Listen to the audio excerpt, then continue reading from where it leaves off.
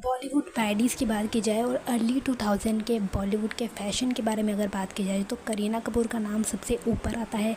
उसके बाद उसके सारे के सारे लहंगे और रानी मुखर्जी के लहंगे सबसे ऊपर आते हैं। और हमारी ऐश्वर्या तो है ही ब्यूटी और फैशन की क्वीन, उसको कोई कैसे भूल सकता है। अब चाहे बॉलीवुड की बात हो या फिर ओवरऑल हो, फ़ैशन का जो जलवा था ना अर्ली 2000 में, वो अपने टॉप पे था। मैम उस एरा का लुक, उस एरा के सारे कपड़े, उस एरा के शॉर्ट्स, उस एरा का एटीट्यूड ही अलग था जो अभी 2026 में तो देखने को नहीं मिलता। उस वक्त के जो कपड़े डिज़ाइन किए जाते थे ना, वो बहुत ही ज़्यादा कलरफुल होते थे और ऐसे कलर नहीं जो भद्दे हों, जो आँखों को चुभे।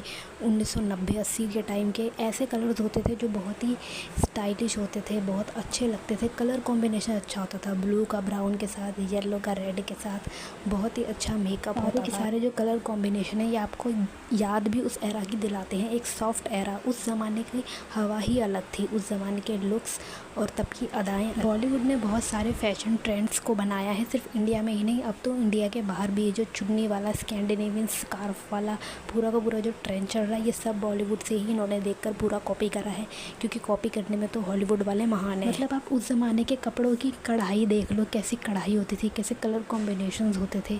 आई मीन उसको रिक्रिएट भी आजकल के भी बॉलीवुड के गानों में, लहंगों में आपको ऐसे लहंगे नहीं दिखेंगे जैसे उस टाइम थे। अर्ली 2000 में लोग अपनी शादियों पे ऐसे लहंगे पहनना चाहते थे। और रानी मुखर्जी का ये आइकॉनिक लहंगा कोई कैसे ही भूल सकता है। इसका कलर जो रानी के ब्राउन स्किन पर इतना ग्लो कर रहा है कि रानी खुद पूरी की पूरी ग्लो ही कर रही है फिल्म में। रानी ने इस मूवी में काजोल को तो पीछे ही छोड़ दिया पूरी तरीके से।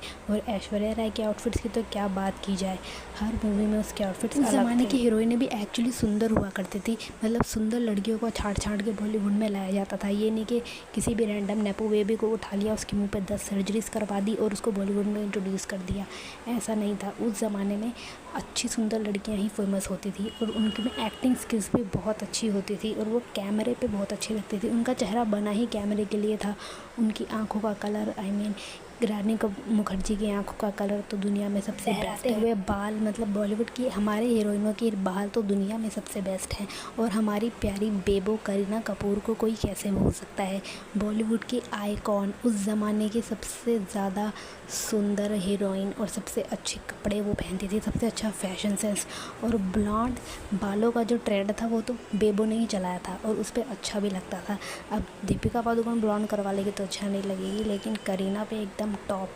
और उसकी एक्टिंग की तो बात ही अलग थी। करीना कपूर अर्ली 2000 की लगभग सारी ही फिल्मों में बहुत ज़्यादा सुंदर लग रही है। और मैं प्रेम की दीवानी हूँ मैं भी वो बहुत ज़्यादा सुंदर लग रही है। लहंगा हो या सूट हो या रेड कलर का सूट हो, गोल्डन कलर की वो डॉन वाली ड्रेस हो या फिर रेड कलर की साड़ी हो, करीना कपूर सब में अच्छी लगती है और पूरी की पूरी डॉल की तरह लगती है। कैटरीना तो बाद में आई थी, पहले तो बॉलीवुड की सारी बैडीज़ जो थी वो यही थी। और करीना तो बैडीज़ की भी बैडी थी, वो तो तब भी बैडी थी, अब भी बैडी है और मुझे तो लगता है वो हमेशा बैडी रहने वाली है। उसका तो